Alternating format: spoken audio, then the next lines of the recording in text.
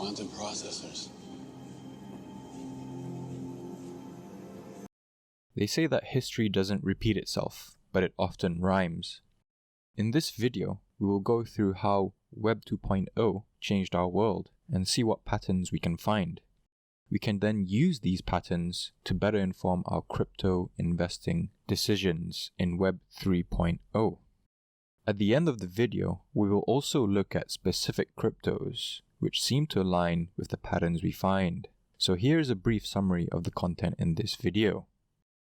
Also, here's a summary of upcoming content on this channel. By the way, before we start, standard disclaimer, the content of this video is for educational purposes only. Please invest only what you can afford to lose, and please do your own research. Web 2.0 is the web we know today. It is known as the social web, and we are still reaping its benefits.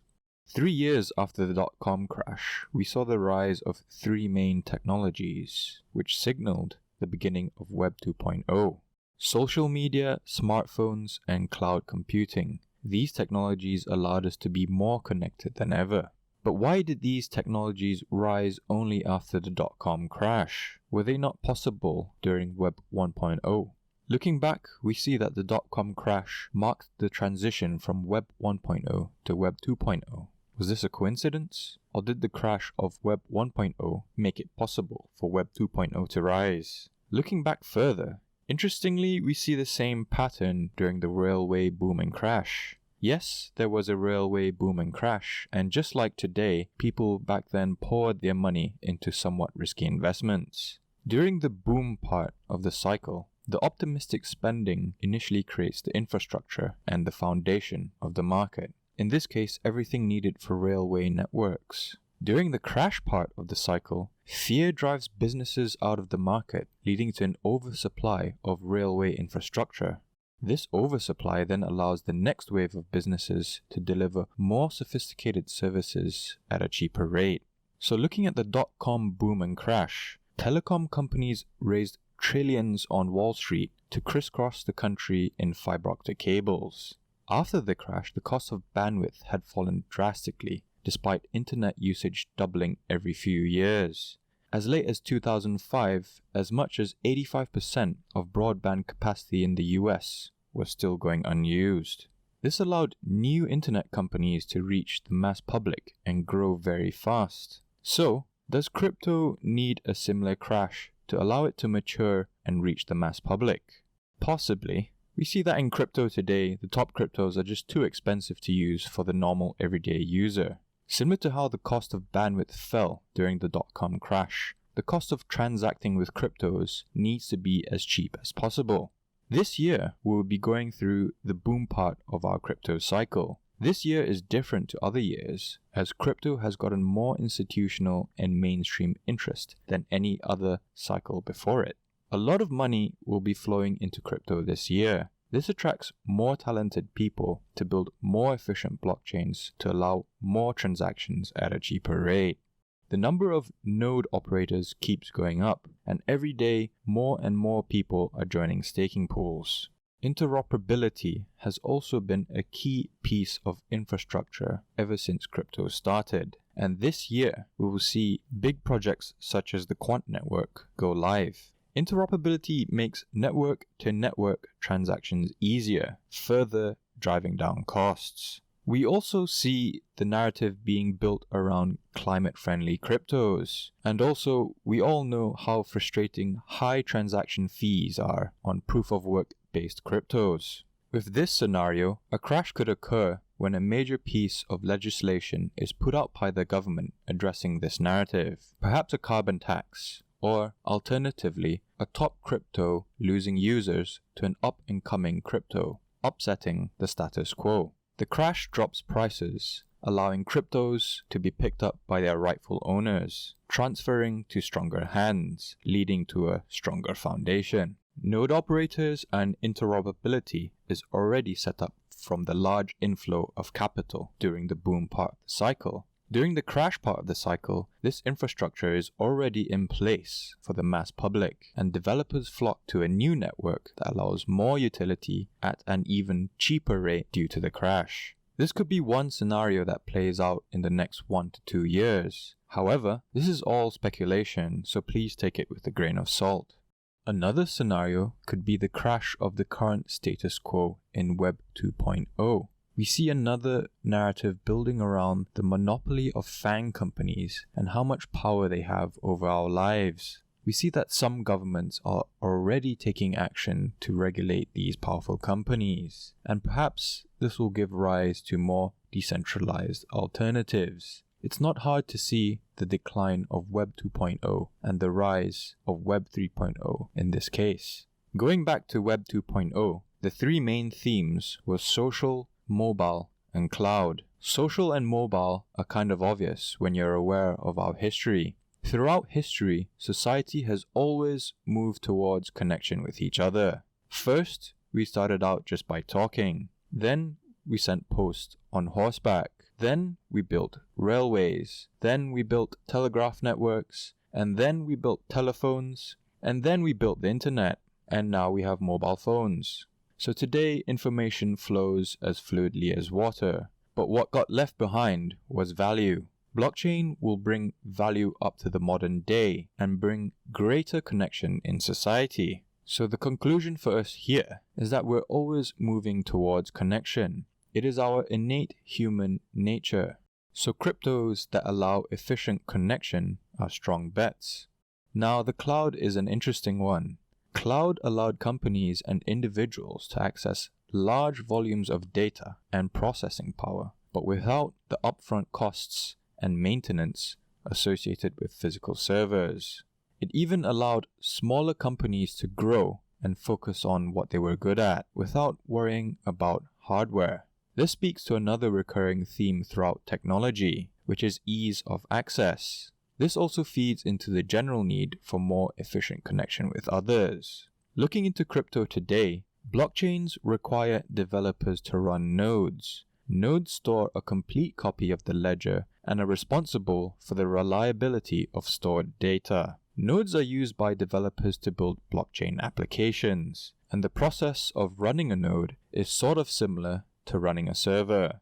It requires certain upfront costs on hardware, software, and technical maintenance. This becomes increasingly more difficult if a company would like to build with different multiple blockchains. This has given rise to node service providers, which maintain nodes and offer shared access to their nodes through an API. We see that this is a similar idea to the cloud. So the takeaway here is that cryptos which are served by more node service providers have a lower barrier to entry, meaning more developers are able to access it, meaning it is possible that more applications and utility will be built on top of that network. But doesn't using a node service provider defeat the whole purpose of blockchain, which is decentralization? If multiple different developers are going through a single node service provider, then yes, the system becomes more centralized. But the idea of using a node service provider is that you're trading in some decentralization for faster growth early on. You can then decide to invest in your own node later down the line. Perhaps someone will figure out a way to create decentralized node service providers. All you need to do is to package disk space, RAM, and internet connection in a decentralized manner, as well as decentralized maintenance expertise. Maybe easier said than done, but I'm pretty sure someone is already working on this. Web 3.0 will be an exciting time for all of us, and who knows what is really to come next. Will there be a huge crash next year, allowing a more mature crypto market to flourish? Or will it be a crash of the current Web 2.0 status quo? Data privacy is becoming a more discussed subject, and the hegemonic power of FAANG pervades our lives every single day. It's not hard to see the need for more decentralized systems. Now, at the end of every of these videos, I go through a couple cryptos which seem to have the characteristics we find in our research. The cryptos that stand out today are Solana, Quant, and the Pocket Network. Solana is a public blockchain that seems to be the fastest out of any public blockchain currently available. Speeds of over 50,000 transactions per second is already possible on Solana at a cost of $0.00025 per transaction. It fills the demand for high efficiency in terms of connection between people. It could work well for global scale public blockchains. How is this speed possible though? Well, Solana uses a unique consensus protocol, proof of history. It uses timestamps to get computers to agree on a synchronized timeline of events. Because each event has a specific timestamp, no two events could be duped. The Solana blockchain is built based on this, and it allows the fast speeds. The project has quite a decent number of partnerships with other crypto projects so far, but what remains to be seen is real-life usage. And also, there seems to be a lack of partnership with traditional companies. Solana also faces stiff competition with other smart contract-capable blockchains. Quant is not a blockchain per se, but a blockchain operating system. It allows network-to-network interoperability, allowing any blockchain to connect to another. But the amazing thing about Quant is that it allows even legacy systems and networks to connect to blockchain networks. The target customers are large enterprises and corporations, which have massive legacy systems which are not easy to replace. Quant provides a regulatory compliant and secure bridge into blockchain. This solves a lot of the problems that corporations face with blockchain today, and interoperability is a very important piece of the puzzle. They do this with their blockchain operating system called Overledger, and using it is as easy as 3 lines of code. Using Overledger, large corporations do not even need to run their own nodes, as it allows them to use existing nodes already on the Overledger. The Pocket Network is a very new Web 3.0 project. In fact, its mainnet only launched last year, July, and you can't even buy it on any exchange yet, only over the counter. The Pocket Network is building a decentralized network of node service providers. Nodes are used by developers to build blockchain applications, as mentioned earlier in the video. However, nodes need certain hardware requirements and maintenance to operate. Not everyone can do this easily. This is where a node service provider comes in. Similar to how cloud service providers like Amazon AWS allow companies to use their server hardware, node service providers allow blockchain developers to use their nodes.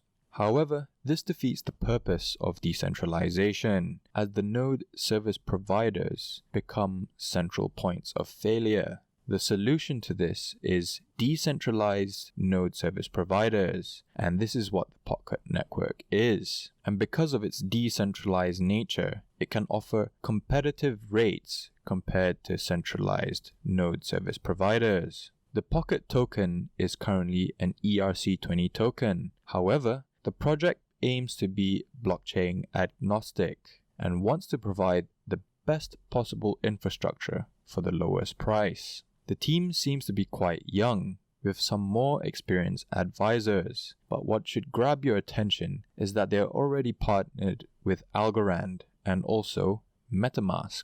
Definitely a project to look out for. Thank you guys, that's the end of the video. If you like the video, hit the like button and subscribe. I make videos like this every week where I do deep research into the fundamentals of crypto, and I share that research with you so that we can all make better long-term investments. So if you like the video, hit the like button and subscribe again. Thank you very much for watching, and yeah, I'll see you all next week.